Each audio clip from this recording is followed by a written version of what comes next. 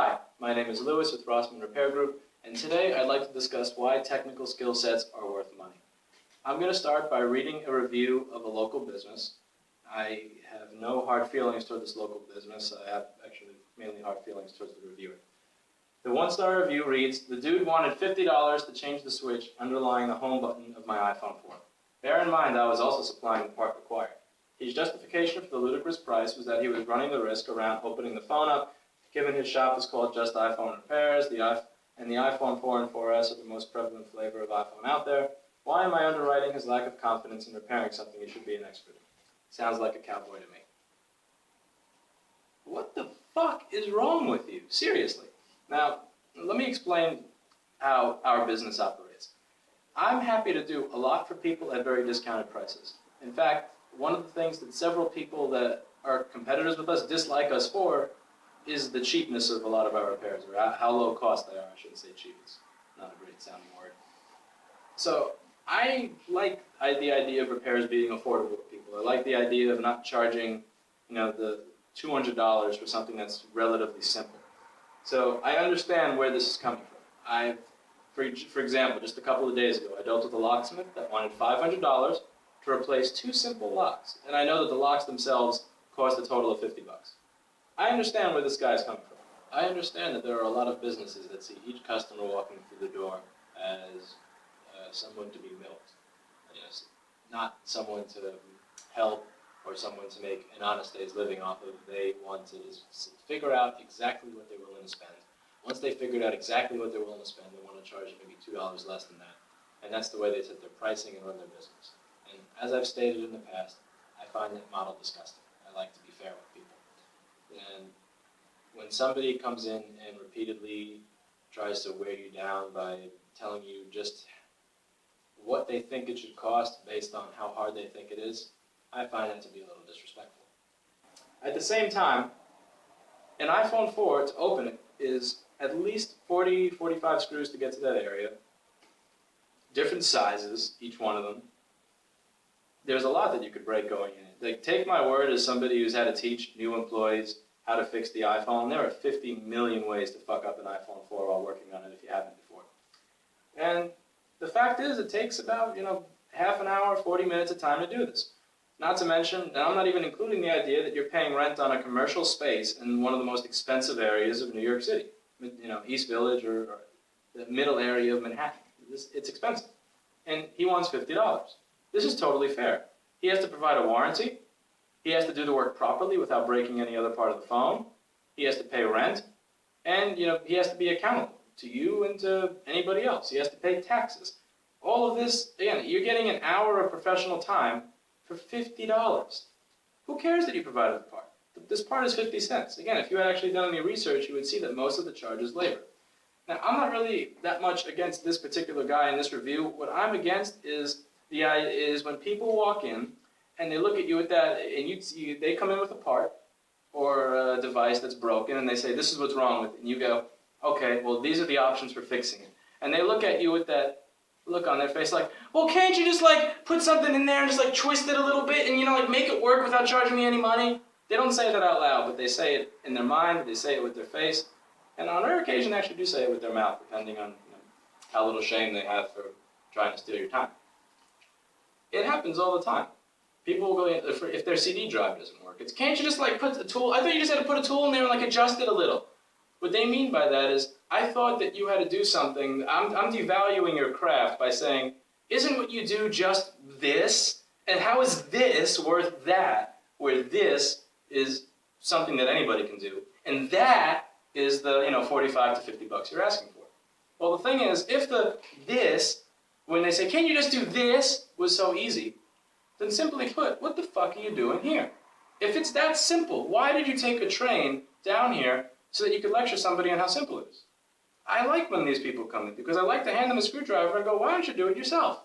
And it's always funny the responses you get, because most people don't expect to be bluffed on this. They really don't. They expect you to just deal with it or put a discount on the service because of it, which again, we're not doing because of where our pricing structure already is. When you do that, they'll look at you and go, "Oh, well, I would do it, but I just don't know how, or I'm just afraid to break it." Oh, you're afraid to break it. Well, gee, that's why you brought it here. And the amount of shit that we've broken, or the amount of devices that we've had to experiment on to get to a point where we could do this with our eyes closed, is something that we are subsidizing when we charge a certain price. That's called the cost of professional labor. There's a reason that professional labor costs more than $10. It's because professional labor costs money. It costs money to get to the point of being a professional. It costs money in the tools. It costs money in the time. It costs money in the devices. It just costs money. There was a gentleman I used to work for. His name was Dino, and he did a lot of construction work sometimes. And we were talking about this, and he said, he would say that when I give you a bill, I'm not just. It may say this bill is for work, but this bill is for everything. This bill is for the alarm clock I'm going to buy so I can wake up in time to be there. This bill is for the gas that it takes for when I go there. This bill is for the drink I may get while I'm on the job if I were an alcoholic. This bill covers the food I'm going to get while I'm there. This bill covers what I think I'm going to fuck up while I'm there. Now, a lot of people accept the price, but they don't accept the price when they know what it's for. An example is shipping on the internet. You may get, let's say you want to buy a mattress, and this mattress it's a cheap mattress. Let's say it's $100 and $50 in shipping. Most people won't buy that, but a lot of people will buy the same mattress if it's $150 and free shipping. When things become itemized out, psychologically, they realize that they're paying this much money for just this. People don't want to pay $50 for shipping. Now, a lot of people may assume that part's $30 and he's just doing it for $20. Whereas once he's bought the part for 50 cents or $1, he knows that it's only $1, and he knows that he's getting charged 50 in labor. So this man is then essentially, this guy becomes much angrier for the same price. Now, we've had this happen a couple of times with people that walk in, and to be honest, when it comes to pricing for a lot of small services, I'll do a lot for free.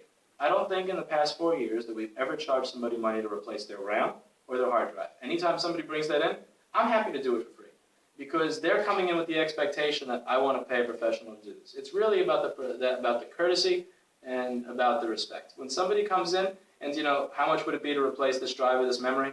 I'll say, I'll do it for free. It takes 10, 20 seconds of my time. Again, there are places that charge $80 for that. I think it's a little weird. It's one thing if you're doing an install or you're moving stuff over or you're recovering data, but on a basic machine like an A1181 MacBook replacing the memory, I will do that for free for people who walk in even if I'm busy. But when people walk in and go, hey, I want to know if you can replace the memory, it's a really easy job, you're not going to charge me for that, are you? Those people I want to show the door and tell to go fuck themselves. Because they have no respect for what we do, they have no respect for our time, and they see what we do as a joke. They see what other people do as lower or beneath them. For example, there was a woman who came in about 2 weeks ago. She had spilled liquid on her machine. The thing stopped was turning on, but she saw nothing on the screen, and it also would not charge the battery. I replaced 2 chips on this thing and put 1 little wire, and it works. It worked. And it took me about 25 minutes to do, and she was charged $175 plus tax. Now, each one of those chips has a retail, not wholesale, retail value of $4.25, and the wire is obviously almost worthless. And she came in and she was very, very, very happy to pay. Even when I showed her that this is what we did. This little chip, this other little chip, this little wire. There was none of that, well, what does that cost? I mean, I could have done that myself. All I had to do was put this there and just remove it and put this on. Why are you charging me $175 for that? Because she respected that there was a skill set that goes into doing this. She knew that you're not going to learn how to solder a QFN package overnight. She knows that you're not going to be able to identify in a 79-page schematic of an 820-2530 board which chip controls charging, which controls the screen turning on and off. And if something's not working, she knows that she's not going to look at this board and be able to find exactly which corroded component it is that she has to replace or jump a wire to so that it works. Again, that comes with experience. And professional experience costs money. There is nothing wrong with the idea that you should have to pay for professional experience. Now again, where it does start to get a little shady, you call a locksmith, they say $500 to replace 2 simple locks. I get it, because again, I've been burned many times by construction workers. I've been burned, mostly construction workers. It just has been so many times that it feels like it's been multiple industries. In conclusion, I'm not offended at the idea that somebody wouldn't want to pay $50 to fix the home button at their phone. I'm not offended at the idea that somebody may want to do it themselves because they don't want to pay me. I support do-it-yourself users, and I support the do-it-yourself community. For at least 4 years, I've been giving people free advice in several web forums, from everything from basic troubleshooting to advanced soldering and everything in between. I've told people, you know what, you don't want to pay us? Here's where you can buy the part. Here's the list of instructions on how to do it yourself. And I wasn't even the one selling the part at that time. I really support the do-it-yourself community and people who want to do the work themselves because that's how I learned. And also, I like saving money as much as anybody else. And I like supporting other people who are saving money. It kind of feels good when you help somebody, as cheesy as it sounds. So if you say, I'd rather do it myself, I understand that. I even understand if you think you don't want to pay $50 to have this particular part replaced because you just don't feel that it's worth it. What I don't support is going on a degrading tirade in public on just what a ripoff this place is because they wanted to take $50 from you to spend 1 hour of their time doing a difficult repair at a commercial retail location. I think that that's asinine, and I think it's bullshit.